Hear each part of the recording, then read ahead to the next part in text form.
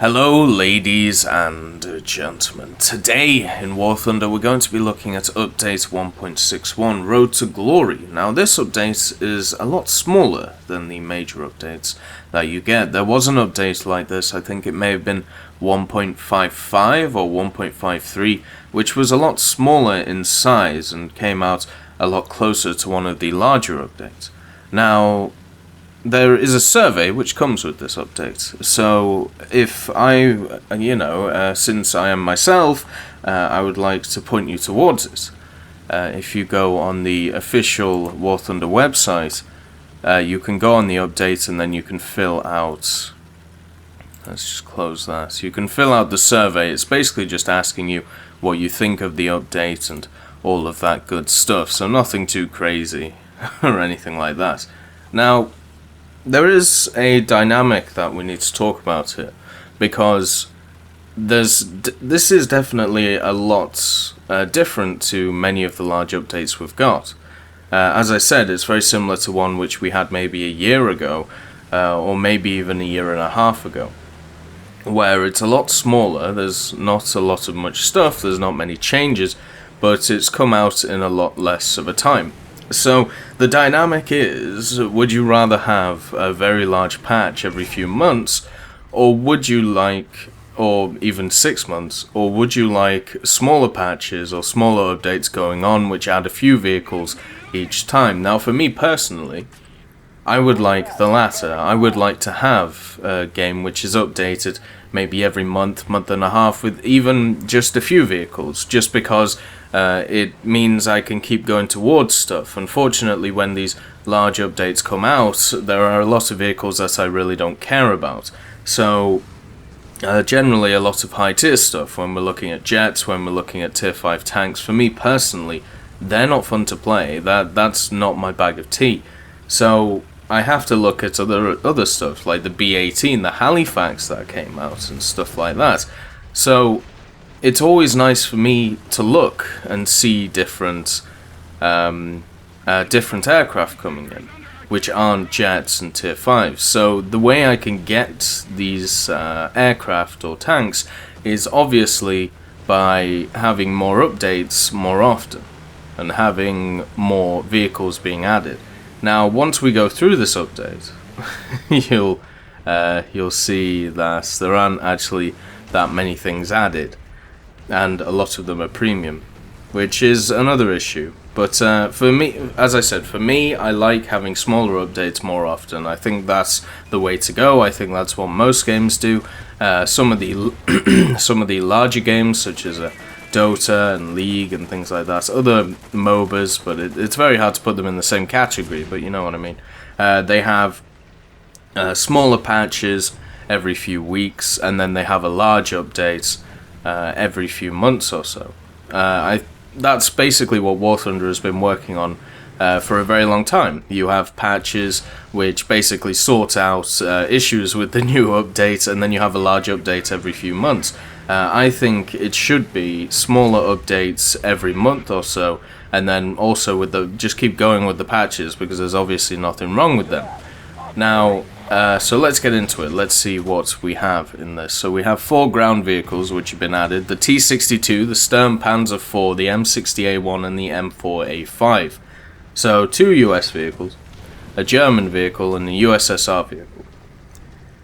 Also, 2 tier 5 tanks and 2 premium tanks. So when I looked at this, it was, I had no interest in it. The only thing I find kind of interesting is the fact that the US, once they get the M60A1, the USSR has to get the T-62 just to make sure that, that's the wrong button, just to make sure that they're still superior in every way. And I need to check, but I think the Russians are now the only, let's see, 80. I think they're the only tree out there which has a full 80 lineup, or at least can field a full 3 tank 80 lineup. And yeah, they are. Oh no, the Americans can, but you have the M60, the M60A1, and the 55-1. So let's compare them. So for the American thew lineup, you have the two M60s and the Sheridan. It's okay, I suppose, but then when you compare it to what the Russians can field now, you have a T62, a T10M, and an IT1. Like, there's no real comparison there, and it's kind of sad that the Americans get another really top-tier tank, but to combat it, the Russians get a tank which was basically specifically designed to destroy something like an M60 or an M60A1. The M60A1 is very similar to the M60. I don't really see them in a different boat, because at Tier 5 everybody is firing heat rounds, which unfortunately the heat rounds generally do around 400mm of penetration. So it's very, very, very hard to bounce them, no matter what your vehicle is. And when we look at the M60A1, it has some massive weak spots for some reason. Its turret ring is 135. It has a square around the turret which is 58.1. The turret itself is only 145. The only part of the tank which can withstand a shot from any of these heat rounds is the cheek of the turret armor.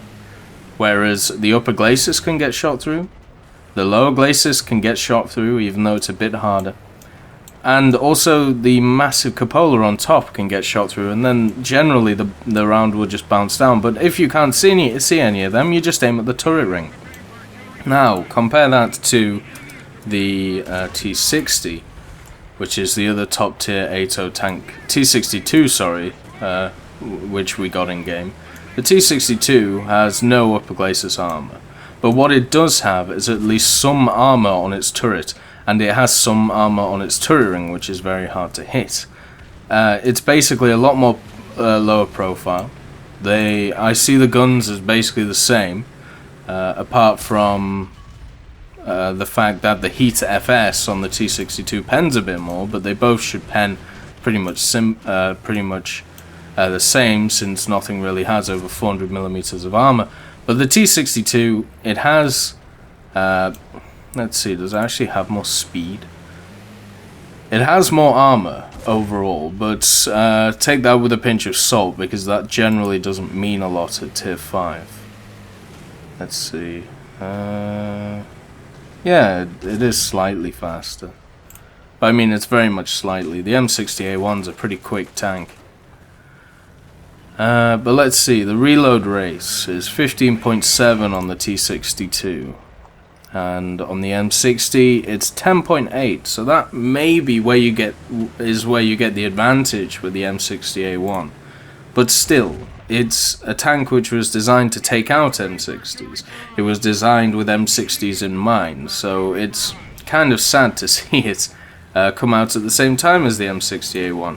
And I bet you any money, there's not many Tier 5 tanks that America has got to come now, which are going to be thew. I don't know how they're going to do it unless they give them more variants of the M60.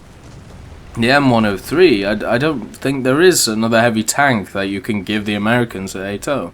I may be completely wrong, but I believe the M60 was used up until the 80s, so I'm not exactly sure what they're going to do about that.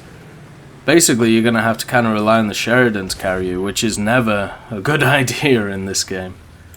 But they are adding in another Leopard at some point, which will be at thew. I believe it's the it's the Leopard 1A1 or whatever it is, basically the upgrade of the Leopard 1. So that will take out your M60 just as the normal Leopard does. But you know, it's kind of balanced. Once again, it's just it's just whoever gets the first shot off, and that's why I hate Tier 5. And that's specifically why I hate Tier 5 Russian, because it's not always who gets the first shot off, because for some reason sometimes heat rounds just decide to bounce when they really shouldn't off the turrets of T10Ms and T62s. There's something weird about how it works there. And also the IT1 can go fuck itself. I've had too many battles against the IT1 which have just been sad. Really, really sad, where they can just hide behind rocks and you can't shoot the damn things. So it's very, very annoying. So looking at the other two, we have a Sturmpanzer IV and an M4A5.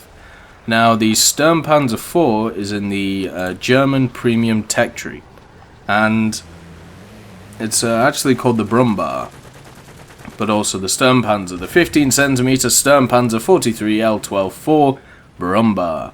Now, I'm fine with this being a premium. It is a weird vehicle. It's basically a howitzer with a gun which has a velocity of 240 meters per second.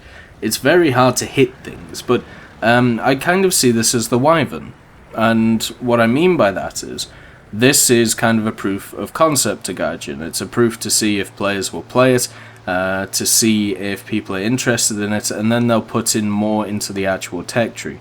I think when it comes to the Wyvern, it's basically the same deal, where if a lot of people use the Wyvern, since it's obviously different to a lot of the other aircraft, then they're going to put more into the tree. I mean, or in their release tree, they already have some turboprops in there, so hopefully they will get added. I think that's the same with the Brummbauer. There are quite a lot of German vehicles which are very much like the Brummbauer. I mean, the very obvious one is the Sturmtiger. Now, if the Sturmtiger gets added, well, actually, with the release of these 80 gems, I don't see why the Sturmtiger wouldn't be added. I mean, it's basically just a Brummbauer, but with a larger payload. So maybe we'll see that in the future. Would it be premium? I don't think it would be, because it would have to be tier 5. It could be tier 4, because I don't think it really matters what it hits. It would still kill it, but it would be nice to see. But the Brummbauer overall at 5.0, I don't think it's a very good vehicle.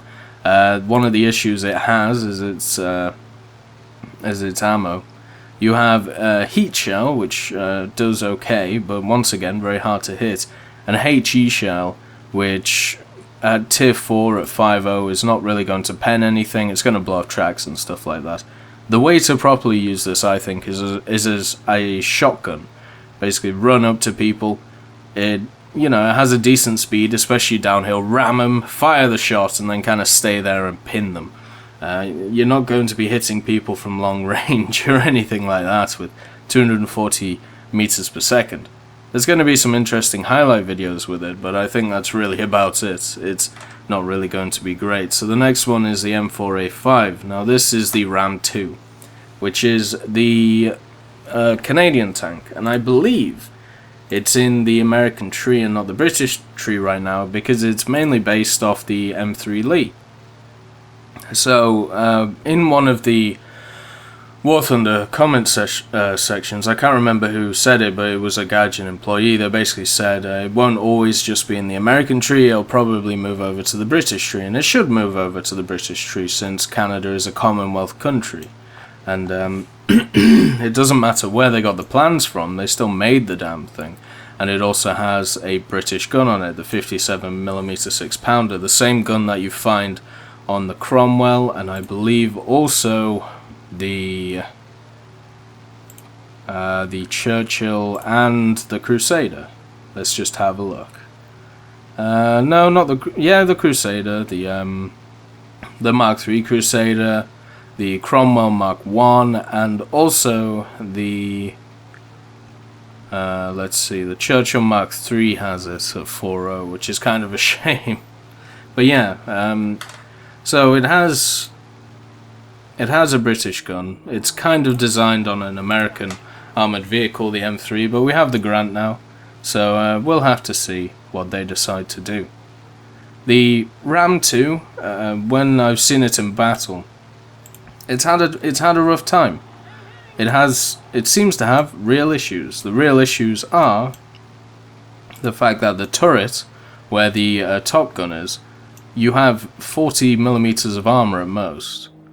And because I feel like spaced armor is one of these weird things that is just wrong in game. It doesn't want to work.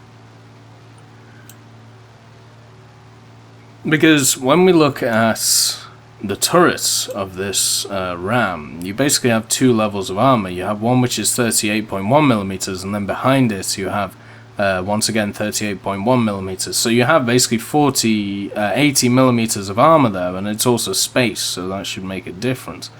But it doesn't seem to, and people will still just chew this thing up. One of the things that it does show with the Lee is the fact that it looks very wonky, and it has a lot of weak spots. If you look at the upper glacis, or if you look at anything apart from... if you look at the turret, and not where the gun mantlet is, the armor itself is actually not bad. One of the things that this tank does well, it actually has okay armor all around. But because of where its crew are, because of where it stores its ammo, mainly at the bottom, they're in the places which are least protected. If you shoot it in the turret, you take out the gunner, the loader, and the commander straight away. And then you can pick and choose. You can shoot the low glacis, where all the ammo is, and probably chop off somebody's legs in the process. Or you could shoot either one of the hatches, the driver's hatch or the machine gunner's hatch. Probably the driver's hatch is your best bet. So, it's a big chunky tank with an okay gun in it, but it is at 3.7. Now the Cromwell Mark 1, which has this gun, does okay at 3.7 actually. The gun is still fine. I still believe the Cromwell Mark 5, the 75mm, should be at 3.3 and the Cromwell Mark 1 at 3.0. Just because of the amount of damage the Cromwell Mark 1 does is very, very small. So, I don't agree with the fact that the M4A5 is at 3.7. I think it should be at 3.3 or 3.0, but it still puts up at 3.7. At 3.7 you're facing a lot of the long-barreled Germans, let's just say, or the 50mm, which can all get through your armor. You're also starting to come up against some of the T-34s, the T-34 1942, which would actually kind of struggle against you, unless it just shot you in your massive weak spots. So, yeah, there's not really a lot you can do against them. But it's nice to see it in game. I'm happy that the Ram 2 made it in game. I hope it comes to the British. I really do, just because, well, you know, I see it as a British tank, I see it as a Commonwealth tank, so putting it in the American tree first kind of makes no sense, mainly just as an afterthought, because the British don't really have a lot of premiums right now. I know they've made a massive push for premiums over the last year or so, especially for tanks. Now let's count. The Americans now have 1, 2, this including the M4A5.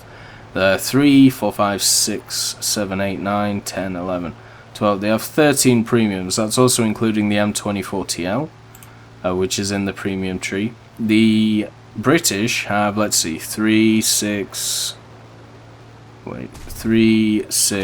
9, not including the Grant 1. So, you'd think you'd just put the Ram in the British tree. I'm guessing that's what's going to happen next patch or so. That's basically what I would do, just because, you know, I've already seen people talk about how, oh, it's a Commonwealth tank and all this, and I completely agree with them. So that's the tanks done with. You have 2 premiums and 2 tier 5 AOs. Not really my cup of tea. When we look at the aircraft, we have the P-47N15. Now, there's something that I've been waiting for the P-47s. When we have the D variants in game, it was very fun to fly them. I really enjoyed flying the P-47s. The P-47D-25, the P-47D-28. Very fun aircraft. And then the P-47M1RE came into game, and I was like, well, that's a premium, I'll probably stay away from it. And then, this patch, they added the P-47N15 Thunderbolts. The 5.0 monster, with a lot of power under the hood, and a very good high altitude performance, which is basically what you're looking for from a P-47. It's a 5.0 now, which is the same BR as, I think it's, one of the highest props in game. If you disinclude the F8 F1B at 6.3, wait, let's just check realistic instead of arcade. all of the tank stuff was in arcade BR because that's generally what I play in it. It's at 4.7. Okay, so it's the same as the P38 5LO. And the P51D, but it's still one of the highest props in the game. When I've seen it out, it's been very interesting to watch, because a lot of you can never really take stuff on face value in the first week of an update, because generally the people who have all the planes are the people who have just bought their way to it. So looking at their skill and stuff like that, it's very hard to work out. Generally, if somebody has to grind for something and use their skills and gain their research points and then buy it, generally they are going to be a better player just because they have more experience. They've had to put more hours into the game, so I'm just waiting for those P47N pilots to come out. It happened with the P38 JNL. When they first came out, I thought they were awful, and they were awful, because they basically were very similar to the P38E and G, and then a patch came along which actually made their engines work properly instead of overheating, and they actually dive pretty well. They still climb not great, but it's good enough. It's basically as good as a Mustang, so that's good. But when I reviewed them in the last, when they came out, I said they were awful, and they were awful. But now, they're not as bad. So, I'm hoping that the P47N is basically, they've just taken a P47D and given it a bit more oomph, a bit more power. But when I've seen it in game so far, I've seen a lot of people die very easily. But I need to check it for myself. It's nice that it's in the standard tree, and maybe it's a sign of more things to come. I think what Gaijin's doing is, now that they've pretty much done the P38s, they've pretty much done all of the P47s, maybe they'll add in a few more variants. I think the next big thing for the American aircraft tree is the revamp of the P40. I think what they're going to do, because since it's one of the oldest physical models in game, and it's got some of the most camouflages, I only need one more camouflage, and I think I'll work on that tonight.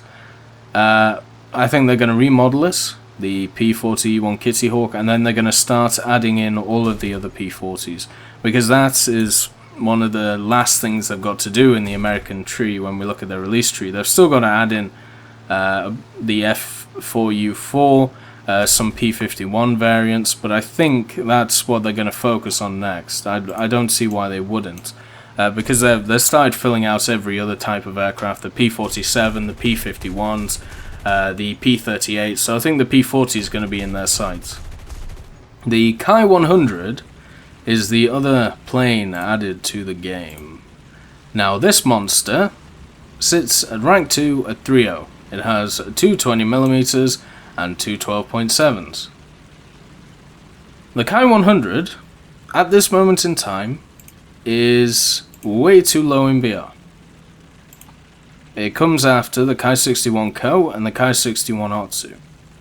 I've talked many times about the Kai 61 Otsu being too low in BR. I think it should be at 3.3 or 3.7. I feel the same way about the Kai 100. The Kai 100 has a lot of power under it. To be honest, if we look at the J2M2, I'm just going to bring up my stats here. The Kai 61 Otsu, 29 kills, this is realistic, 29 kills, 7 deaths. The J2M2, 29 kills, 4 deaths. And these are over 18 missions for the Kai 61 and 16 for the J2M2. The J2M2 should be higher, the Otsu should be higher, and the Kai 100 follows suit. It should be higher. This Kai 100 is a menace in the air. There's nothing anybody can do about it who has an American aircraft. This should be going up against aircraft which can outrun it, to give it a chance. At thew, what do the Americans have which can outrun this? I don't think they have a lot. If we look at just standard thew instead of the 4.3 and shit, they have a P38E Lightning which will just overheat. They have an F4U Corsair which nobody knows how to fly. They have a Hellcat which can outdive but will never outrun. They have F4Fs, yeah, good luck. They have an A20G. Nope, can't outrun it. They have a B25. Nope, can't outrun it. The Kai 100 if flown correctly, if flown exactly like the Kai-61 Otsu, basically is an energy fighter which can also turn. Like this thing does not have a disadvantage. It is, in effect, a master of all trades. But it does have issues. Think about like the Kai-84, how you'd fly the Kai-84. The way you fly the Kai-84 is as a out-and-out energy fighter, which is able to do 1 or 2 turns, and then you have to get out of there because you won't have the energy to pull harder turns than your opponent. Do the same thing with the Kai-100, and you will have so much. You will just destroy everyone.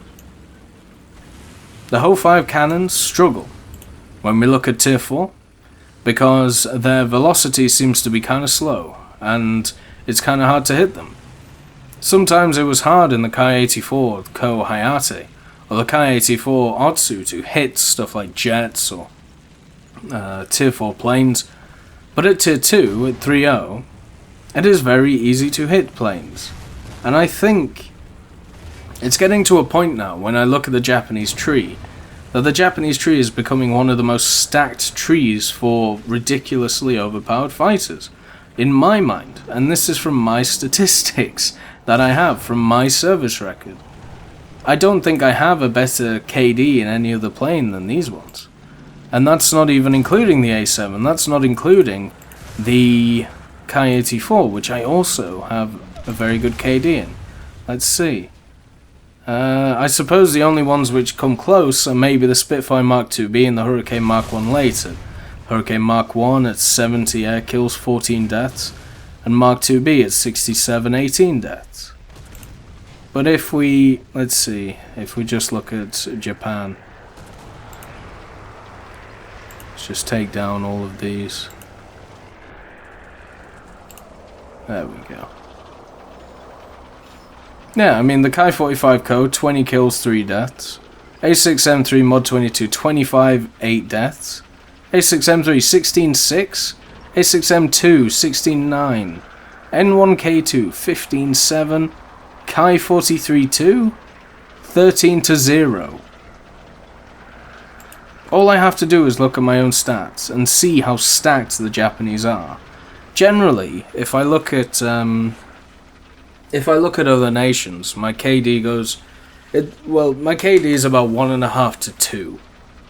But for some reason, there's a massive jump for the Japanese. And with the Russians, right, when I look at the Russians, at Tier 1 I have a ridiculous KD. And same with in Britain. It's very, very high. But then when I move up the ranks, generally your KD gets lower because you run into more experienced players and, you know, you've got to be a lot more careful. With Japan, this never happens. I just keep going up the tech tree. Maybe at jets, then I start having issues when I hit the kickers, when I hit the Kai-200s. But anything up to the J7 or the Kai-84 high, I've never had issues with. It's been just plain sailing. And when we add more stuff in, when we add this A7M2 and the A7M1 Premium, when you add in the Kai-100, a 1945 aircraft at thew, by the way, when you add in the J2M2, which is an amazing energy fighter at 3.7, which is very, very hard to rip at 3.7, you've created this conglomerate of Japanese aircraft, which nobody pays attention to because hardly any people play Japan. Can you imagine the outcry if all of the German players switched to Japan and just started beating the shit out of everyone? Yeah. It would be interesting to see the forums, but not enough people play Japan, so nobody cares about it. The Kai-100 needs it needs its BR upped. Otherwise it would just keep dominating games. It is a very, very good aircraft. It is as simple as that. So we have the Heinkel 111H6, or the HE111H6. It has an updated model and it looks beautiful. It's a basically one of my favorite planes in game is the Heinkel 11H3, and hopefully, since the H6 just got an updated model, the H3 does too, because that's one of the oldest physical models in the game. And the H6, I've got to congratulate you, it looks absolutely wonderful. The Spitfire F Mark 9 also got an updated model, Makes it look a bit more like a Griffin Spit, but it isn't Griffin Spit. I believe it has a Merlin engine.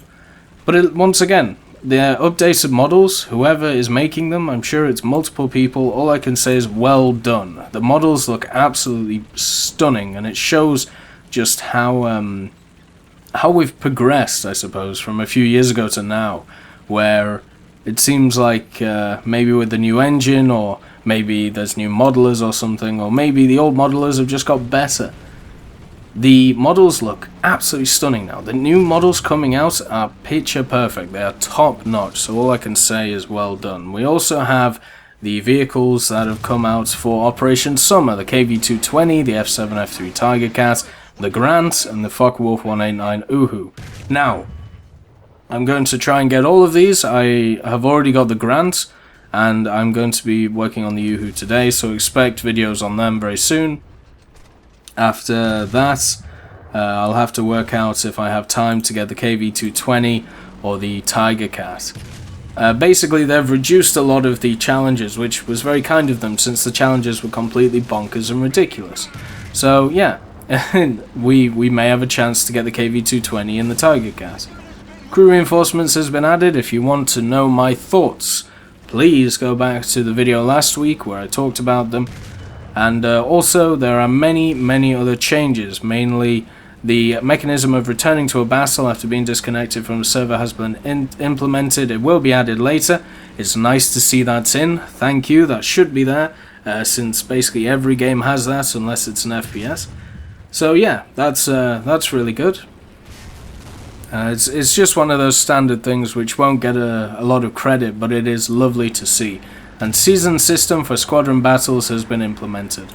If you want my general thoughts, it's very nice for squadrons, and basically I want to do a full video on this by itself, try and make some suggestions and things like that.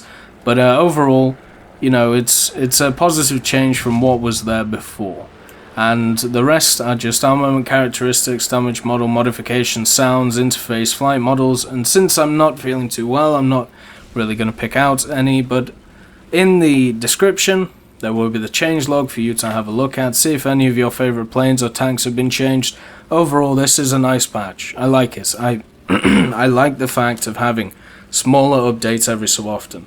The issue is, when we look at the tanks, I mean, you get 2 premiums and 2 tier 5s. It's not, you know, it's not breaking anything.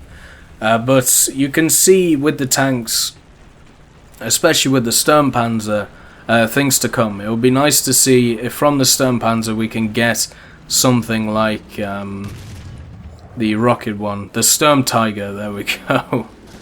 And also it would be nice to see the M4A5 in the British tree. Maybe one day we will see it, I'm sure we will. But anyway, I'll see you next time.